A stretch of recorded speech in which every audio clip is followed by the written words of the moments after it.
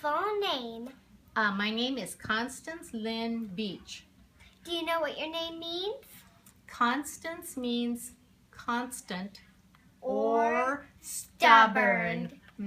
Yes, Or who you're named after? I wasn't named after anybody. Did you have a nickname? Yes, Monkey Cat. How did you get it?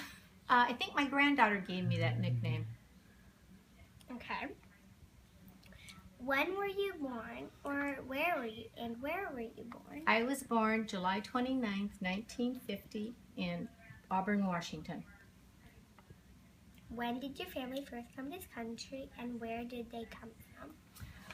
Okay, my grandparents were from Italy, a little town in southern Italy called Cosenza, and another little city called Grimaldi. So the story on how they came here is my grandfather came here in the early 1900s. He got on a ship, but he was tricked because he thought he was coming to the United States, but he actually ended up Don't trust bad people. in South America, where he became an indentured servant for about 3 years in South America and Brazil. So he had a brother that was living in the United States. He was living in a town called Cle Elum, Washington. This is in eastern Washington. And he wrote to his brother, and his brother sent him a letter with a ticket to, no, not a ticket, money. To get back to the United States. And the owner of the plantation didn't give my grandfather that letter. He hid it in his safe. Well, the plantation owner's daughter knew about this, and one day she came to my grandfather and said, you know, you have to leave here. And she went to the safe and she got this letter and gave it to my grandfather, and my grandfather then walked to the port, the ships, where the ships were, and he saw one that was going to the United States, and he got on the ship. They didn't ask him for a ticket. He didn't have a ticket, but nobody asked him for a ticket.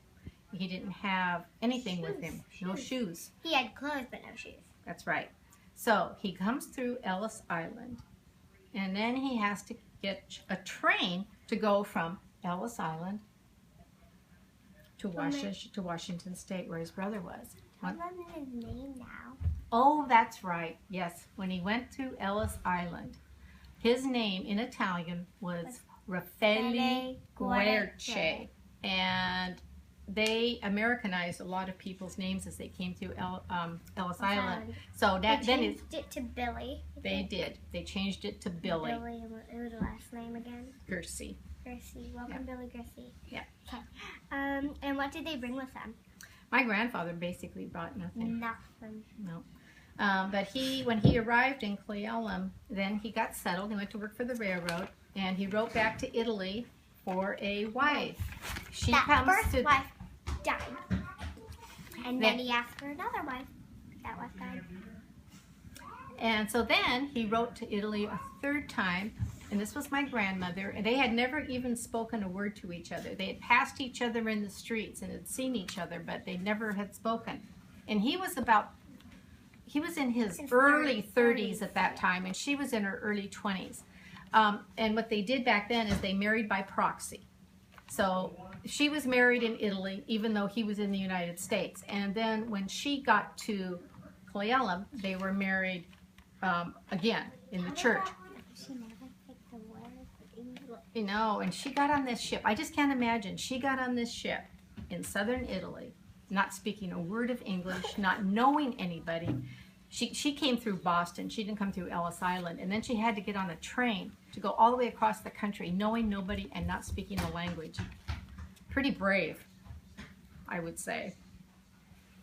Yeah. Wait, can you tell about her daughter? Her daughter? Oh, yes. Okay, so her first daughter was my Aunt Wanda. And my Aunt Wanda grew up. She was about 5 when she went to school, and they only spoke Italian in the house. Nobody spoke English. So my aunt goes to school for the first time, and not speaking any English at all, but she learned very quickly. She was a very smart lady, and she came back and taught English to my grandfather and grandmother. Was your family name changed? Yeah, Billy. Yeah. When did your family come to this country? They came in the early 1900s. What was your earliest memories when you were a child? Oh, I was pretty little, before kindergarten, maybe 4, and a family friend dressed up as Santa Claus, and he came to the house, scared me to death. What was your life like when you were my age, and where did you live? What games did you play? Things were quite a bit different when I was your age. Picked cherries. I'll get to that. But during the summertime, I remember, we'd get up, all of us kids, we'd get up, we'd have a bowl of cereal, and we'd go out the door, and we'd wave to our mom and say, "Bye, Mom." And she'd say, "Okay, be home for dinner." And we would be gone the whole day. We'd be riding our bikes, we'd be playing hide and go seek in the woods.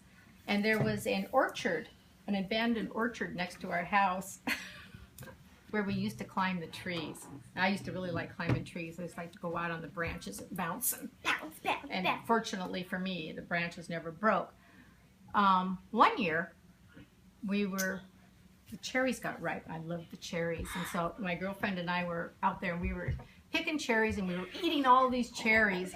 And we decided to take a bunch to my Aunt, Londa, because she liked to can. So we took a whole bunch of these cherries to my aunt, and she put them in her cook pot, brought the water up to a boil, and pretty soon all these worms floated to the surface. So all of these cherries were really wormy. Everyone ate worms, and then... Yeah, pretty much. But you know what? And We they survived never told anyone. it. We survived it. Yep. Are you done? You say thank you? Thank you. You're welcome, All right. honey. Good job, Ava. Thanks, Mama.